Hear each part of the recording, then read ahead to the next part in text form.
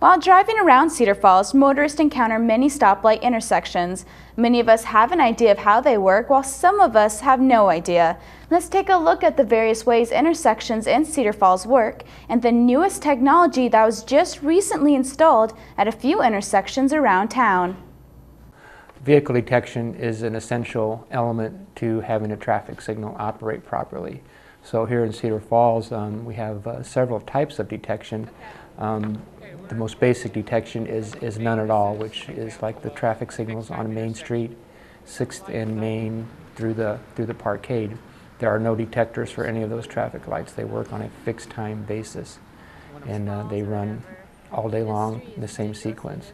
The other type of actuation is called semi-actuation, where the Main Street will be on a recall and always come back up and service the green, and then the side streets and the turn arrows would wait for a detector to sense a vehicle. We don't have any of those type of signals in Cedar Falls. The third type is a fully actuated signal, which most of the traffic signals in Cedar Falls are fully actuated. Historically, the device that's been used over the last few decades has been an inductive loop. It's a set of wires that are sawed into the pavement, and they form a loop out in the pavement and the driving surface, and that creates a magnetic field. And when a metallic object like a car will pull over this loop, then it'll just send a signal back to the traffic controller. And that's all done hardwired. And it works very well. The loops will last as long as the pavement.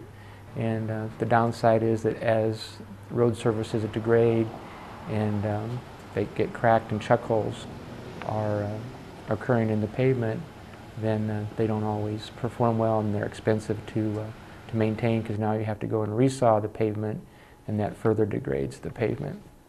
A newer type of technology for vehicle detection is video detection. We have several intersections that have video detection here in Cedar Falls, several on Hudson Road and on University, from Hudson up through the Waterloo corridor. Cameras have been around for probably 20 years. They're easier to install in that there's no underground infrastructure. It's all above ground. So that saves the expense of running conduit and wire, and also you don't have to worry about damaging the paving surface at all. And they work very well under the best conditions, but they have some inherent things that detract from their ability to detect vehicles. And obviously, if it's very foggy out, the camera can't see the vehicles. If there's a snowstorm, they can't see the vehicles, and then they put a constant call in. So while they're more economical and easier to install than an inductive loop, they have that issue that under certain conditions they're going to put a call in when no vehicle is there. And that's kind of why we're going to these wireless sensors, because they are very similar to an inductive loop in how they perform, but they have the advantages of that they are wireless. There's no wire to run throughout the intersection. They do minimal damage to the pavement. These wireless sensors are the newest vehicle detection technology being put into Cedar Falls intersections.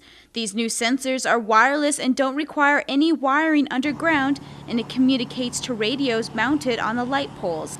It's kind of like a small wireless network at the intersection. Each intersection might have as many as 11 sensors. Before going out to the intersection, the Traffic Operations Department will program the sensors with a laptop and give them their parameters that they are going to operate on. Once at the intersection, the department takes a wet core drill to make a hole 4 inches deep with a 4-inch diameter. They dry out the hole using a torch after clearing out the asphalt. And finally, they use an epoxy at the bottom of the hole and then place a sensor in the hole and cover the rest up with the epoxy. After 5 to 10 minutes, the epoxy dries and they can open the lane back up to traffic. Overall, the process is very simple and easy compared to others. This vehicle detection is also cheaper. For an intersection that we recently did at Technology in Hudson, we were able to install that system for about $13,000. Comparably, if we were building that new and we wanted to buy cameras, it would probably be more than that, maybe $15,000 to $20,000. If that intersection was going in new and we had to put all loops in, you would probably be a lot more than that, and then the loops also complicate the construction process. All funding for the different types of detection come out of the CIP, or Capital Improvement Projects account, for equipment for transportation. After that, maintaining the detection system comes from another maintenance account. The wireless sensors have already begun replacing other methods of vehicle detection. A recent example is Green Hill Drive. We're replacing the camera system there with sensors. That video system was probably installed 12 to 13 years ago.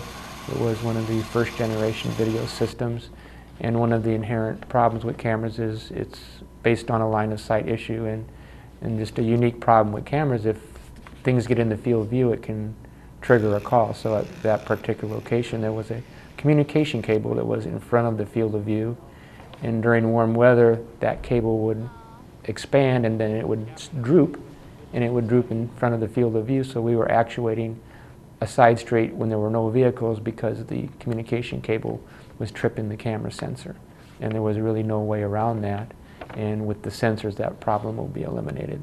The Public Works Department is very happy so far with what these sensors will do for the city's intersections. The batteries of these sensors last around 10 years, and the sensors themselves are easy to remove and replace when needed. Over the next year, we will probably see more intersections switch to these sensors when they are needed.